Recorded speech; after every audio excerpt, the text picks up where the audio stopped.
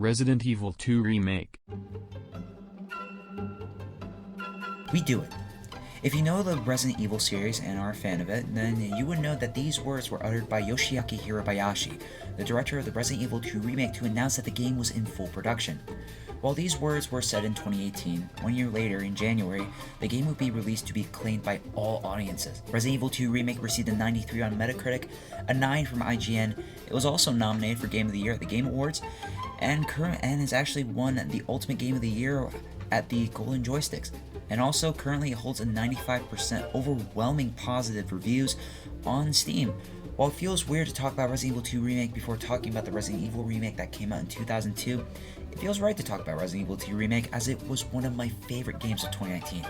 And with news of a new remake of Resident Evil 4, which I don't know why you would want to do that. I mean, obviously Resident Evil 4 was as good as it is. Also, they should have remade Code Veronica first before Resident Evil 4. The true Resident Evil 3. Not Resident Evil 3. Code Veronica is the true Resident Evil 3. I will die on that hill.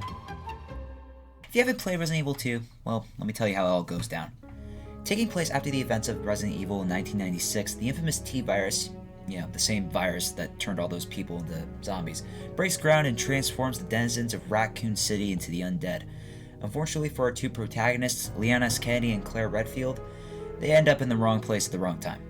In order to shelter from the undead, they take shelter in the Raccoon City Police Department after being separated from a trucker, a trucker who's carrying gasoline and ends up, instead of actually going to the hospital, decides to go to Raccoon City. Why would you do that, first of all?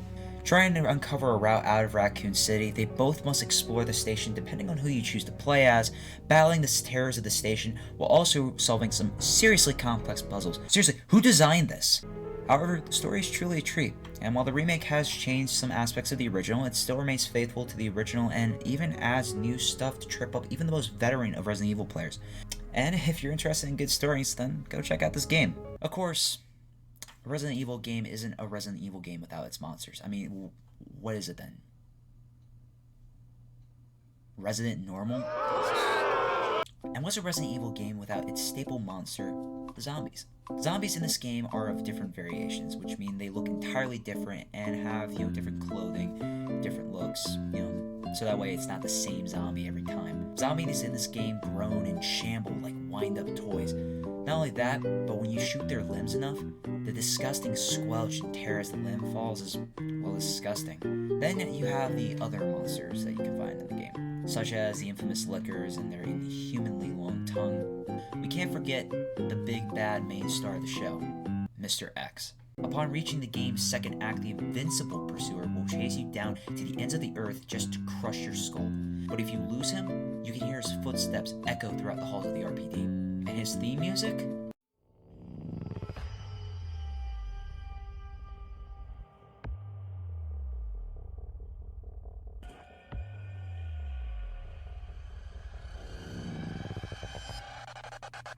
Chilling. To conclude, Resident Evil 2 Remake is one of my favorite games of 2019, and talking about it only solidifies my point. Also, the voice actors are really cool, and fun fact, I was able to talk to the actor who played Leon Kennedy in the remake. How did you get your hair so perfect? Well, in the cosplay? I guess cosplay. Well, that's a wig. And he's also a really cool and fun guy. Seriously, he was really fun to talk to.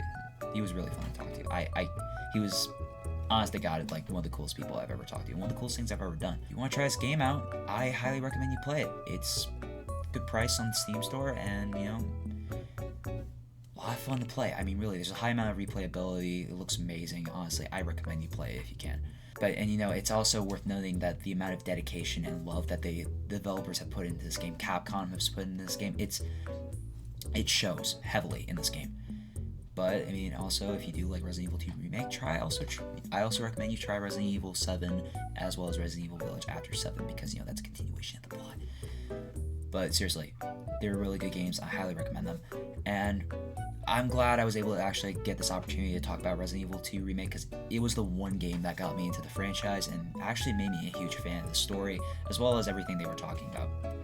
And, with Resident Evil 4 Remake on the horizon, maybe it'll be good, maybe it'll be bad, but I don't know. Depends on what they do with it. But, yeah. thanks for watching, and